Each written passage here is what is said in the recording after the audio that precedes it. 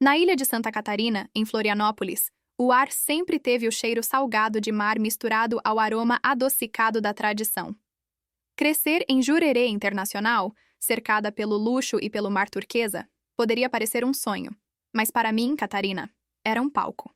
Um palco onde eu era, no máximo, uma figurante. Meu pai, Sebastião, era um empresário imobiliário, um dos pilares que ergueram os palacetes de vidro e concreto que transformaram a ilha. Para ele, o sobrenome era tudo. E eu, com meus 35 anos, dedicada à restauração artesanal da renda de bilro, uma tradição açoriana que ele considerava coisa de vovó, era uma mancha sutil em seu currículo impecável. Eu era a filha que havia escolhido o legado do passado em vez do futuro que ele queria me impor. A festa do Divino Espírito Santo é o ápice da cultura de Floripa, um momento onde a devoção e a tradição se encontram. Foi ali, em meio à agitação da Praça da Matriz, sob o olhar de dezenas de membros da nossa influente família e dos parceiros de negócios mais importantes, que meu pai decidiu que era o momento perfeito para me quebrar publicamente. Eu estava no evento, supervisionando a exposição de um painel de renda que eu havia restaurado, uma peça secular que contava a história dos primeiros colonizadores da ilha, a verdadeira fundação de tudo que ele explorava. Ele se aproximou, sua face vermelha, a voz baixa no início, mas crescendo em decibéis com a força da sua arrogância. Ele havia acabado de perder um grande contrato, um projeto que envolvia a demolição de um casarão histórico no ribeirão da ilha, o único lugar onde o tempo parecia ter parado. Catarina, você vai desistir desta palhaçada. Ou é isso, ou você não entra mais aqui. Ele sibilou, apontando para a exposição. Eu mantive a compostura, tentando desviar a atenção dele, mas ele não parou. Ele queria um espetáculo. Você está manchando o nome da família com esse seu hobby de idosos. Você é uma decepção. Sabe qual é o seu problema, Catarina? Você é um erro de cálculo que eu cometi. Deveria ter focado no Marcelo. Ele sim é o herdeiro que vale a pena. Agora saia daqui com esses seus panos velhos. O grito dele. Você é um erro. Ecoou, mais cortante que qualquer adaga. As pessoas pararam. Os olhares se fixaram em mim. O zumbido da festa morreu. A humilhação foi total.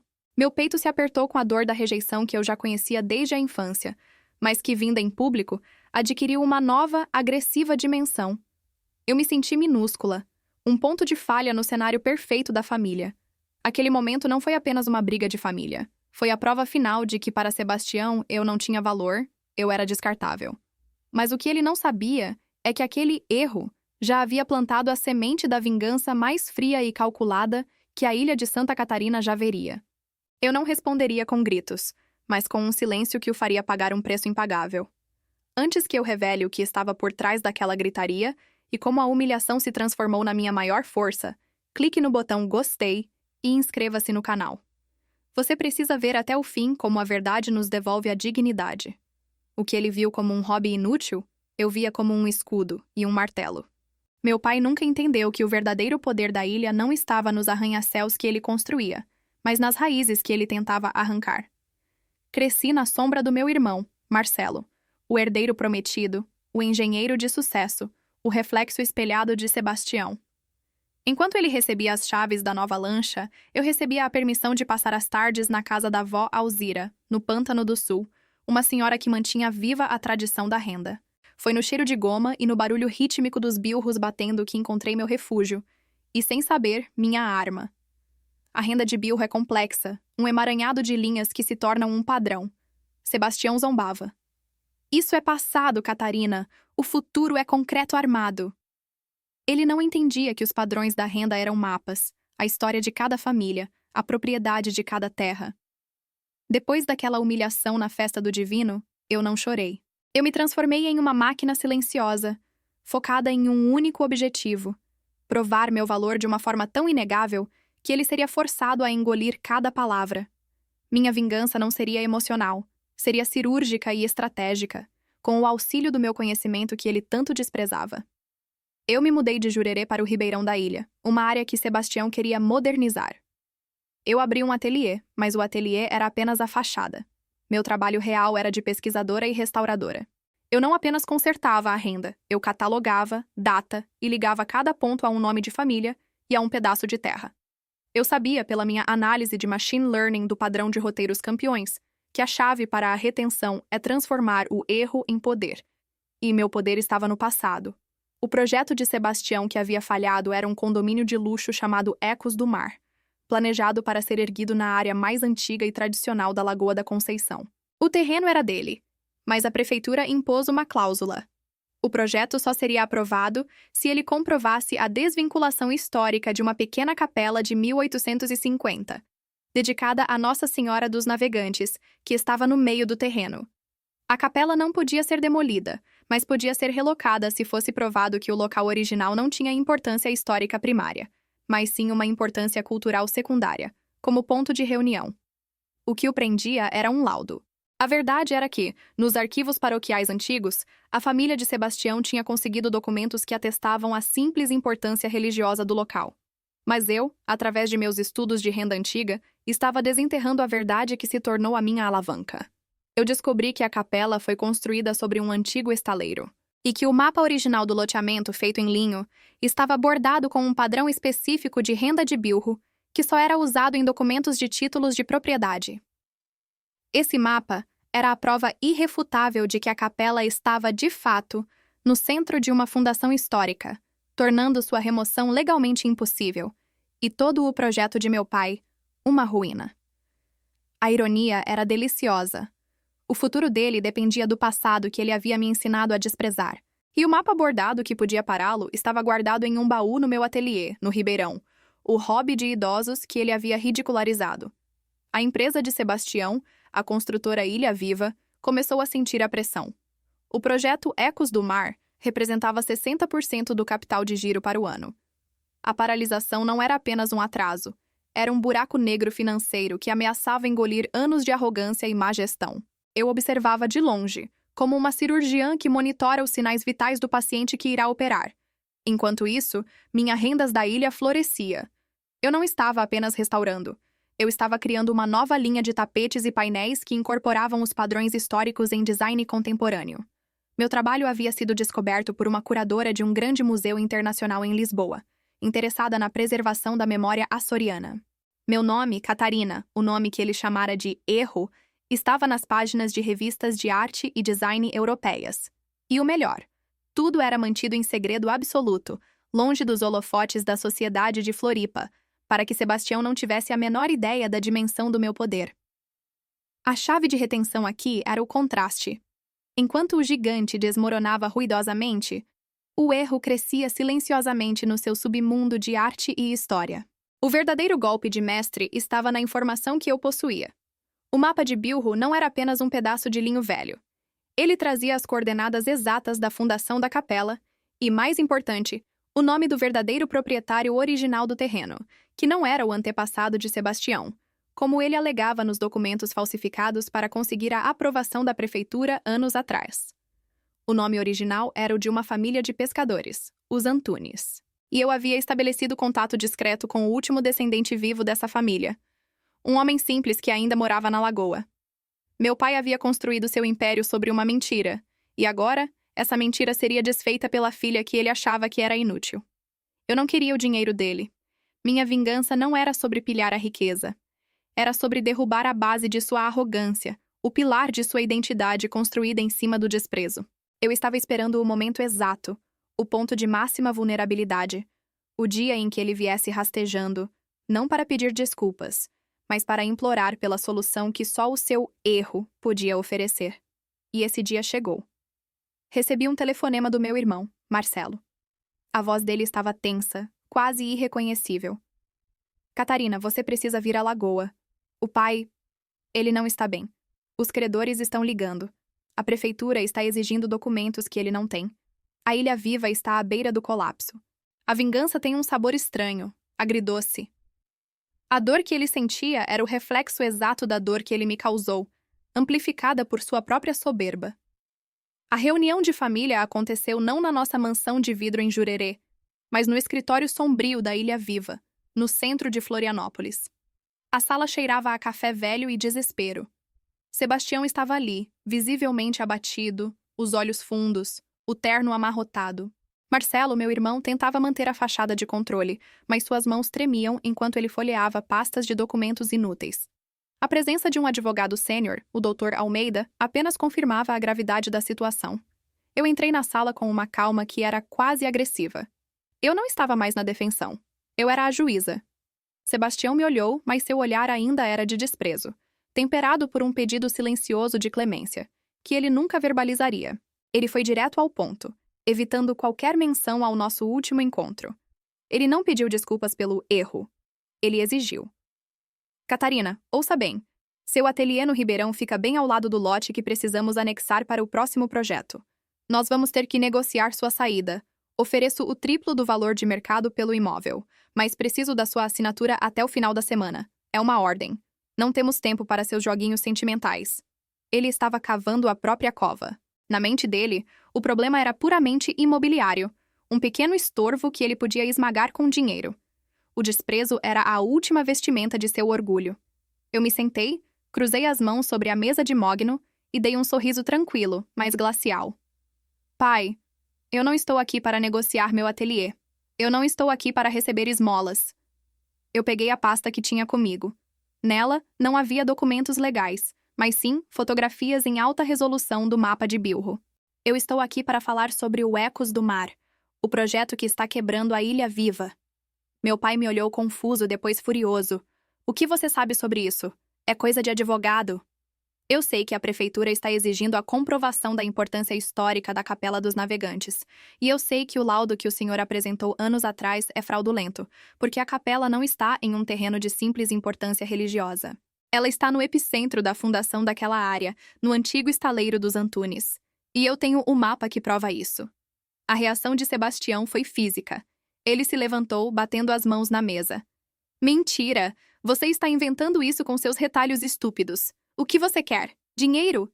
Diga o preço. Meu preço, eu disse sem piscar, é o reconhecimento da verdade. O senhor me chamou de erro. Mas a verdade é que o seu império foi construído sobre um erro, sobre uma mentira. E agora ele desaba por causa do único pedacinho da ilha que o senhor jamais considerou valioso. A história. Aquele mapa de renda de Bilho não vale milhões, mas ele vale a Ilha Viva, porque ele paralisa seu projeto e expõe sua fraude. O ambiente ficou pesado, prenunciando a tempestade. Meu irmão Marcelo estava pálido. O Dr. Almeida me olhava com um misto de fascinação e terror. A vingança estava em curso. Fria e limpa. Exatamente como eu havia planejado, replicando a curva de domínio total do roteiro campeão. O silêncio que se seguiu à minha declaração foi tão denso que podíamos ouvir o barulho do trânsito na Avenida Beira-Mar. Sebastião estava em pé, o corpo enrijecido, a face numa máscara de fúria misturada com um medo que eu nunca tinha visto. O Dr. Almeida foi o primeiro a se mover, pegando uma das fotos da renda, analisando o padrão complexo. Catarina, se o que você diz é verdade, a documentação legal que seu pai usou para o licenciamento de 20 anos atrás se torna nula. O projeto não apenas para, como o terreno pode ser reivindicado judicialmente como propriedade histórica, ou, no pior cenário, devolvido aos descendentes legítimos, os Antunes. Aos poucos, a fúria de Sebastião se transformou em desespero gelado. Ele não estava vendo a filha que ele humilhou. Ele estava vendo o seu carrasco, um produto do passado que ele tentou enterrar. Foi nesse momento de tensão máxima que o Dr. Almeida se virou para Sebastião, com a voz grave e autoritária. Sebastião, agora não é hora para orgulho. Catarina está certa. A Ilha Viva depende do mapa dela. Mas há algo mais que precisamos dizer. E então, o doutor Almeida, um homem que fora confidente e advogado da família por 40 anos, fez a segunda e mais devastadora revelação. A que mudou o tom do meu pai na hora. Sebastião, você chamou Catarina de erro. Mas você está errado sobre o erro. Lembra-se de 36 anos atrás? O acidente no Rio de Janeiro, quando você estava lá para a expansão da Ilha Viva? Aquele acidente de carro que, segundo a sua versão, causou a morte da sua esposa, Helena, e o nascimento prematuro de Catarina? Eu senti o sangue gelar. Minha mãe, Helena, havia morrido no meu parto prematuro, algo que sempre foi uma nuvem escura sobre a minha cabeça, e que Sebastião usava como um silêncio culposo entre nós. Sebastião, não houve acidente. A sua esposa, Helena, estava no Rio porque você a traiu. e ela estava indo embora para sempre. Ela te confrontou, disse que você era um homem frio, que vivia apenas para o dinheiro, e que ela daria à luz a Catarina. Mas longe de você. O acidente não foi fatal para ela, foi fatal para o outro motorista. E Helena, em choque, teve o parto de emergência. Ela não morreu por causa da Catarina, ela morreu dias depois, em decorrência de uma complicação, sabendo que estava te deixando. O que você sempre considerou o erro, a minha gestação e o meu nascimento, foi o ponto de virada. O seu medo de que essa história viesse à tona, de que o escândalo destruísse a sua reputação na época, fez você reescrever a história. Você mentiu sobre o acidente para parecer o viúvo sofredor e jogou a culpa da morte dela sutilmente sobre o erro da filha prematura que o fez voltar do rio. O erro não é a Catarina, Sebastião. O erro é a mentira em que você construiu sua vida e que ela, ironicamente, veio desmascarar com a verdade histórica. O rosto de Sebastião desabou. Não foi a falência imobiliária, mas a exposição da sua mentira fundamental que o atingiu. Ele levou as mãos à cabeça, cambaleando levemente, e caiu pesadamente na cadeira. O homem que havia gritado com arrogância minutos antes estava reduzido a um espectro de vergonha e choque. A revelação do doutor. Almeida havia não apenas mudado o tom dele, mas desmantelado a base de sua identidade. O homem de negócios impecável e o marido dedicado. Marcelo olhava para mim com os olhos arregalados, pela primeira vez na vida me vendo não como a filha do Rob, mas como a portadora de uma verdade libertadora e aterradora. Eu me levantei e andei até a janela, observando o sol forte de Floripa refletir nos prédios de vidro. Minha vingança havia atingido seu ápice. Não era mais sobre o mapa de renda. Era sobre a verdade que me tornava a única chave para o futuro dele. Eu não sentia triunfo. Eu sentia um vazio sombrio, o resultado de anos de mágoa finalmente exposta. A vingança, eu percebi, era apenas um espelho. Sebastião, com a voz rouca, quase inaudível, disse apenas uma palavra. Por quê? Eu me virei. Porque a sua arrogância nos custou o amor, pai. Você me chamou de erro para se esquecer do seu próprio erro. Agora, estamos aqui. O doutor Almeida interveio, retomando o controle profissional. Catarina, a situação legal é a seguinte. O mapa de Bilro é o único documento que pode resolver o impasse da capela, mas ele também é a prova de que seu pai cometeu fraude há 20 anos. Se você usar isso para paralisar o projeto, a Ilha Viva entra em liquidação. Se você usar isso para corrigir o erro, a prefeitura pode permitir uma renegociação, desde que haja um acordo de compensação cultural significativo e a integridade da história seja mantida. Eu tinha a faca e o queijo na mão. Eu podia destruir Sebastião, vê-lo perder tudo, e finalmente sentir a doce justiça da retribuição. Esse era o final que todos esperavam para uma história de vingança, o clímax da retaliação. Mas a estrutura de campeã que eu havia analisado nos roteiros virais exigia o salto, o final inesperado que resgata a conexão humana. A destruição traria vingança, mas não traria cura. E eu não queria ser filha de um homem destruído, mas sim de um homem transformado. Eu olhei para Sebastião, que esperava o meu veredito com a cabeça baixa. Eu respirei fundo e fiz a minha jogada final, a manobra que transformou a vingança em um novo legado. Eu não vou destruir a Ilha Viva, pai. E não vou usar o mapa de Bilro para te arruinar ou para te extorquir. Meu objetivo nunca foi o dinheiro, mas a dignidade. E agora eu tenho as duas. Eu coloquei o mapa de renda original sobre a mesa. O linho amarelado pelo tempo. Aqui está o mapa. A chave para a sua empresa. Eu vou entregá-lo ao Dr. Almeida com uma condição. O projeto Ecos do Mar será interrompido permanentemente. Não haverá mais uma torre de concreto ali. Em vez disso, naquele terreno, será criada a Fundação Rendas da Ilha Sebastião Silva, uma organização sem fins lucrativos dedicada à preservação da história, da renda açoriana e da cultura de Florianópolis. A Capela dos Navegantes não será removida. Ela será restaurada e integrada ao novo complexo cultural, tornando-se o pilar central. O restante do terreno será transformado em um parque público e um centro de artesanato e história. Sebastião levantou a cabeça. Seu olhar não era mais de desprezo ou fúria, mas de espanto. Você está abrindo mão da vingança? Não, pai. Eu estou transformando a vingança em algo que vale a pena. A Ilha Viva se tornará o principal patrocinador e administrador do novo complexo, em parceria com a prefeitura, o que não apenas resolve o problema legal, como resgata a sua reputação. A sua empresa não venderá mais prédios. Ela venderá história, cultura e uma nova visão para a ilha. E eu serei a diretora executiva da fundação, porque só eu conheço o valor e o caminho dessa história. A vingança havia se transformado em uma fusão. Meu pai perdia o controle total de sua ambição mais tóxica, mas ganhava um propósito e a chance de limpar o seu nome. Eu não o havia perdoado por um impulso emocional. Eu o havia perdoado através de uma exigência estrutural que mudava sua vida para sempre. Ele teria que trabalhar comigo, lado a lado, respeitando o legado que ele desprezava. A reconciliação, a cura, veio não de um abraço forçado, mas da necessidade mútua e do respeito recém-adquirido. Ele estendeu a mão, não para um aperto de negócios, mas para segurar o meu pulso. A voz dele era apenas um sussurro. Obrigado, Catarina. E... me perdoe. Você nunca foi um erro. Eu é que estava cego. Ele não repetiu a palavra, mas o perdão, a verdadeira mudança de vida, havia sido alcançada. Aquele momento, de profunda e inesperada transformação, marcou o fim da minha dor e o início de uma nova história para a família Silva. Essa história me ensinou que o verdadeiro legado não é o que herdamos, mas o que construímos com dignidade. E você?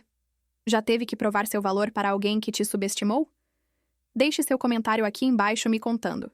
Se essa jornada de provação e recomeço te inspirou, ative o sininho para não perder a próxima história. Lembre-se, o maior erro não é ser criticado, mas sim não aprender com a crítica.